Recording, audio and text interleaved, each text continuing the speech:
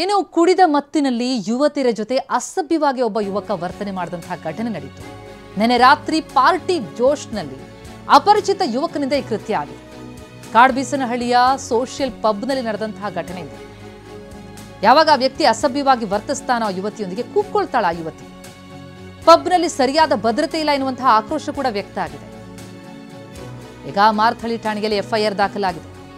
ಪಬ್ನ CCTV ಪರಿಶೀಲನೆ ಮಾಡ್ತಿದ್ದಾರೆ ಪೊಲೀಸರು. ಜೊತೆಗೆ ಪರಾರಿಯಾಗಿರುವಂತಹ ಆರೋಪಿಗಾಗಿ ಪೊಲೀಸರು ಹುಡುಕಾಡ್ತಾ ಇದ್ದಾರೆ. ಕುಡಿದ ಮತ್ತಿನಲ್ಲಿ ಪಾರ್ಟಿ ಜೋಶ್ನಲ್ಲಿ ಅಪರಿಚಿತ ಯುವಕ ಓರ್ವ ಯುವತಿಯೊಂದಿಗೆ ಅಸಭ್ಯವಾಗಿ ವರ್ತಿಸಿದ್ದಾನೆ. ಆಕೆ ಕೂಕ್ಕೊಳ್ತಾರೆ. ಜೊತೆಗೀಗ ಆಕ್ರೋಶ ಕೂಡ ವ್ಯಕ್ತ ಆಗ್ತಾ ಇದೆ. ಸಮರ್ಪಕ ವ್ಯವಸ್ಥೆ ಇಲ್ಲ, ಭದ್ರತೆ ಇಲ್ಲ ಅಲ್ಲಿ ಅಂತ. ಪಬ್ನಲ್ಲಿ ಸರಿಯಾದ ವ್ಯವಸ್ಥೆ ಆಗಿರಲಿಲ್ಲ ಅನ್ನುವಂತಹ ಆಕ್ರೋಶ. ಈ ಘಟನೆಗೆ ಸಂಬಂಧಪಟ್ಟಂತೆ ಈಗ ಮಾರತಹಳ್ಳಿ ಠಾಣೆಯಲ್ಲಿ ಎಫ್ಐಆರ್ ಕೂಡ ದಾಖಲಾಗಿದೆ. ಘಟನೆ ಏನಾಯಿತು, ಹೇಗಾಯಿತು ಅನ್ನೋದ್ರ ಬಗ್ಗೆ ಸಿಸಿಟಿವಿ ಪರಿಶೀಲನೆ ಮಾಡ್ತಿದ್ದಾರೆ ಪೊಲೀಸರು.